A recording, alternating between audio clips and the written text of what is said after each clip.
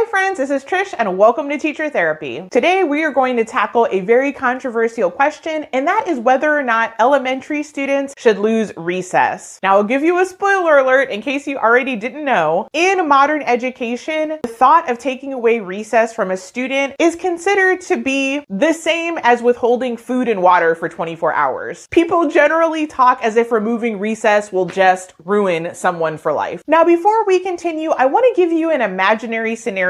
What if tomorrow there was a national law passed that banned speeding tickets? Now, sure, a cop could pull you over and have a discussion with you about your driving behavior, but they could no longer write any kind of ticket. What do you think would change about how people are driving? How would your driving change? This whole topic of rules and consequences reminds me of a book I read a while back called The 4 Tendencies by Gretchen Rubin. I'd highly recommend it. But she groups people into 4 types. I want you to imagine a continuum, and on 2 ends, there are the rarer personality types. A teacher's dream would be upholders. They love rules, they follow rules, they are internally self-disciplined, they get their assignments done, they are not going to cause anybody problems. On a teacher's nightmare is the other end, which are rebels. They basically resist all rules, even rules that are beneficial. Sometimes they don't even know why they want to break rules. There's just something inside them that wants to buck against the system. Then we have most of humanity somewhere in the middle. On the teacher's dream end,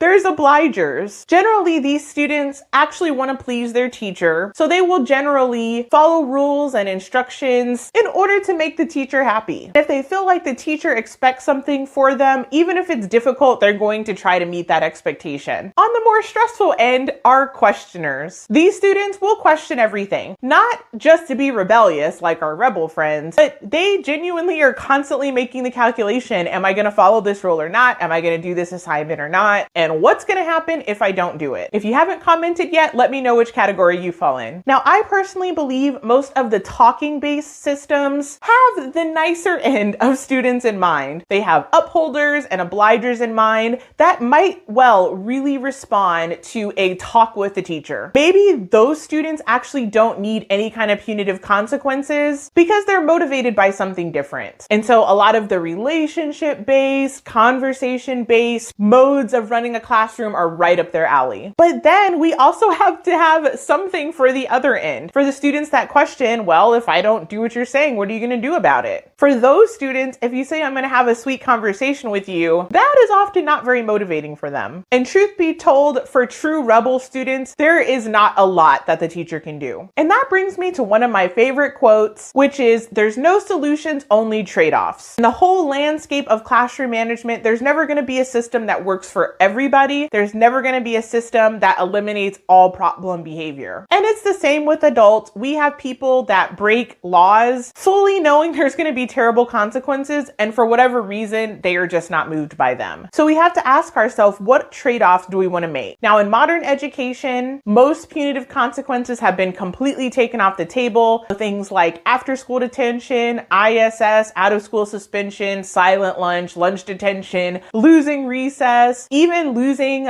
parties and rewards functions. There's a huge move to get rid of all of that. Everybody gets rewards. The most you can do with a misbehaving student is have a conversation with them. And sure, maybe students and parents might feel more happy about a situation like that, but what's the trade-off? In my personal experience, it has been a lot of out-of-control behavior, a lot of defiance and disrespect, a lot of students that completely ignore every request and expectation from adults in the building, and it becomes pretty miserable for teachers because before we had simple consequences that served as deterrents, but now we're expected to replace all negative consequences with a lot of talking and reasoning and explaining. But if you've ever worked with students, you might know that their empathy isn't always high and their reasoning and long-term future planning is also not very developed. So a student understands if you don't get this assignment done and you continue to sit and stare at the wall, then you're going to have to do it at recess. recess. That makes sense to them. That calculation computes. But if that student can never lose recess no matter what they do, and the teacher is supposed to motivate them by explaining the future benefits of them getting their work done, you can imagine that just doesn't work. I also think the benefit of kids having the option to lose recess is it helps them understand the concept of my time as the teacher and your time as the student. A lot of times kids generally don't understand when they're wasting the teacher's time, they're wasting the class time, but they do understand when they are losing their own time. And so the teacher has somewhat of a bargaining chip there. And it might take a while, but eventually kids start to figure out if I'm wasting my class time, then I'm going to lose my personal recess and fun time. Now, this is my personal opinion. I don't think that the loss of a 20-minute recess is the end of the world. One of the schools I taught at, the kids literally got out at 2:25, and I actually lived in the same neighborhood I taught at. I was walking distance, so I would see the kids playing for the next 4 hours outside. So losing that little 20 minutes of time was not going to ruin that kid's life, but it actually meant a great deal to them because they got to be with their friends and they viewed it as something special and precious. So it was more of a motivator, the idea that they could lose that. As far as I understand, in many countries, there's no concept of recess like we have it here. So when parents and students and administrators dramatize losing recess as if it's the end of the world, I personally just don't get it. Again, there's the trade-off. Students can lose 20 minutes of recess and they might be unhappy about it, but the teacher has a more orderly class, there's more assignments getting turned in, and kids have more internal motivation. That's a trade-off that I'm willing to make. Whereas you take the option to remove recess off the table, and if you're in schools like I was, where grades don't count anyway, now you have nobody turning in work, you have kids constantly wasting time, you have a lot of kids playing in class, and there's nothing the teacher can do about it. But those kids get their 20 minutes. That's a trade-off I am not willing to make. And the truth is, at the end of the day, I think it's important to teach students, if you want privileges and rewards, you have to meet the criteria. So for parents that would get so bent out of shape that their kid lost 20 minutes of recess, I would ask them, why don't you teach your kid to do the right thing so that they don't lose recess? Why don't you teach your kid to do their assignment so that they're not losing their fun time? To me, these are basic calculations. Instead of spending all that time fighting schools so that kids don't miss recess, just make sure your kid's not the one losing recess. Am I wrong here? Let me know if I'm wrong. But I know that at one school that I worked at, parents got so upset, they complained to the school board and they actually went to the news, and there ended up being a news story about our school because kids were losing recess. That's how ridiculous this thing has gotten. Another thing that I think people forget is that kids are often motivated by what they see happen to kids that misbehave. So if little Billy is acting crazy and he gets in trouble, that might stop 5 other kids from acting crazy. Maybe little Billy is not helped all year and he's just off the chain all year. But at least by having a consequence in place, the other kids look at the situation and say, well, I don't want that. And that is something that I think people forget so often. They're so focused on the kids that misbehave and saying, oh, well, taking away recess didn't work for them, that they forget about all the kids that it does silently work for. And you might never know because those kids aren't going to break that rule. Whereas if you take away a potential consequence like losing recess, now not only is little Billy acting up, but he's pulled in 5 of his friends because they see that nothing is happening to little Billy. I once read a classroom management book that called these kids fence sitters. And then the kids that are maybe the rebels or the questioners, they're the aggressive testers. They want to find out instantly what happens if I don't do what I'm asked to do. So the no consequence system ends up creating a lot more, in my opinion, rebels and questioners and rule breakers of all types. Because the truth is, there's positive and negative peer pressure. And when students sense that the teacher is in a powerless position and can't do anything, I have personally witnessed it become a competition to see who can up the ante the most, who can push the boundaries the farthest, whereas consequences early on would have stopped that in previous years where teachers were allowed to use them. So the truth is, by removing so many negative consequences, we're expecting children to do what adults can't even do. And that is consistently do